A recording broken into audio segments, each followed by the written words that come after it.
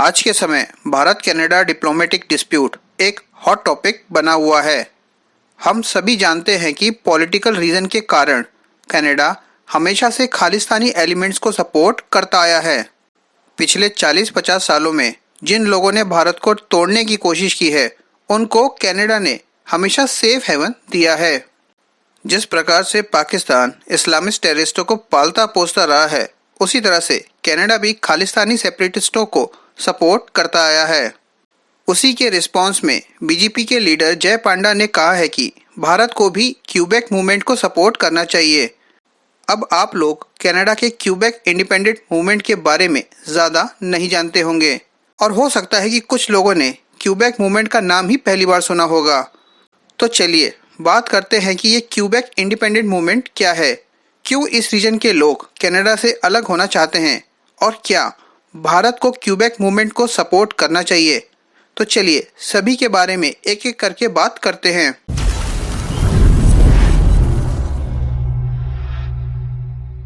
Khalistani terrorist Hardeep Singh Nijjar की मौत के बाद से ही भारत कनाडा के रिश्ते खराब होना शुरू हो गए। जहां कनाडा ने निज्जार की मौत का जिम्मेदार भारत को बताया, तो वहीं भारत ने इससे इनकार किया। कनाडा हमेशा से फ्रीडम ऑफ एक्सप्रेशन के नाम पर खालिस्तानी एक्टिविटीज़ और एंटी इंडिया एलिमेंट को इनडायरेक्टली सपोर्ट करता आया है। कनाडा के एंटी इंडिया बिहेवियर के कारण भारत में भी क्यूबेक इंडिपेंडेंट मूवमेंट को सपोर्ट करने की बात उठ रही है। बीजेपी लीडर जय पांडा ने कहा है कि कनाडा को उसी की भाषा में जवाब देना चाहिए और क्यूबेक रेफरेंडम को सपोर्ट करना चाहिए। क्यूबेक कनाडा का लार्जेस्ट प्रोविंस है जो कनाडा से अलग होना चाहता है। अगर आपको मैं मैप में दिखाऊं तो कनाडा के इस पोर्शन को क्यूबेक बोला जाता है। क्यूबेक में मेनली आपको फ्रेंच स्पीकिंग पॉपुलेशन मिलेगी। 1980 और 1995 में क्यूबेक रेफरेंडम हुआ था, जिसमें 1995 में हुए रेफरेंडम में लेस देन 1% के मार्जिन से क्यूबेक इंडिपेंडेंट होते होते रह गया। रेफरेंडम का मतलब है कि वोटिंग की गई कि आपको कनाडा के साथ रहना है या फिर इंडिपेंडेंट नेशन बनना है। इवन फरवरी 2023 में हुए फ्रेश सर्वे में more than 33% people Quebec movement को सपोर्ट करते हैं। क्यूबेक कनाडा का एक इम्पॉर्टेंट स्टेट है क्योंकि पॉपुलेशन के मामले में ओंटारियो स्टेट के बाद ये कनाडा का सेकंड लार्जेस्ट स्टेट है। इसी कारण से कनाडा की पार्लियामेंट में भी क्यूबेक के 78 एमपी आते हैं, जो नंबर के मामले में सेकंड हाईएस्ट हैं। Interestingly Canadian political party Bloc Quebecois, जो ओपनली इंडिपेंडेंट क्यूबेक नेशन की बात करता है, उसके 32 एमपी कनाडा में हैं। यानी कि क्यूबेक आज भी इंडिपेंडेंट होने की कोशिश कर रहा है। हिस्टोरिकली कनाडा पर फ्रांस ने 150 साल तक राज किया और 1608 में यहाँ पर परमानेंट फ्रेंच सेटलमेंट स्टार्ट हो गया।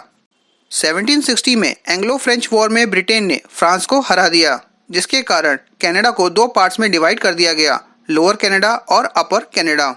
अब अपर कनाडा पर ब्रिटेन का कब्जा हो गया और लोअर कनाडा, जिसको आज क्यूबेक के नाम से जाना जाता है, उस पर फ्रांस का कब्जा था। इसी कारण से आज भी क्यूबेक में मेजॉरिटी पॉपुलेशन फ्रेंच स्पीकिंग है।